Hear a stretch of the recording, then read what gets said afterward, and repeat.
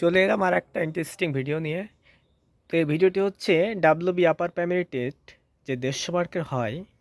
তো marks distribution আমরা বলেছি সিডিপি থেকে 30, বেঙ্গলি থেকে বেঙ্গলি ল্যাঙ্গুয়েজ যদি ধরি তাহলে 30, ল্যাঙ্গুয়েজ টু ইংলিশ ধরলে 30, আর হচ্ছে সোশ্যাল স্টাডিজ 60।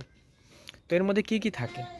সিডিপি অর্থাৎ চাইল্ড ডেভেলপমেন্ট অ্যান্ড পেডাগজি, বাংলায় বলছে শিশু মনস্তত্ত্ব এবং পেডাগজি। শিশু মনস্তত্ত্ব থেকে এখানে 15 মার্কস থাকবে, আর পেডাগজিক্যাল কোশ্চেন থেকে থাকবে 15 মার্কস। বেঙ্গলিতে কি? বাংলাতে হচ্ছে 30 মার্কসের মধ্যে থাকবে গদ্যাংশ, পদ্যাংশ, ব্যাকরণ প্লাস পেডাগজিক্যাল প্রশ্ন।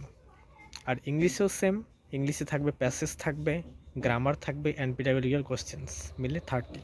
আর সোশ্যাল স্টাডিজে 60 মার্কসের মধ্যে হিস্ট্রি, জিওগ্রাফি, পলিটি, এগুলো একদম কোশ্চেন থাকবে কনসেপচুয়াল, ক্লাস 6 to 8, এনসিআরটি বা বলতে পারো ওয়েস্ট বেঙ্গল টেক্সট বুক থেকে থাকবে 40 মার্কস।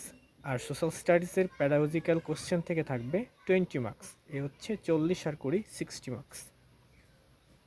আশা করি তোমরা বুঝতে পারলে কোন টপিকে কত মার্কস আর কেমন কেমন জিনিস থাকে। ঠিক আছে, রাখছি।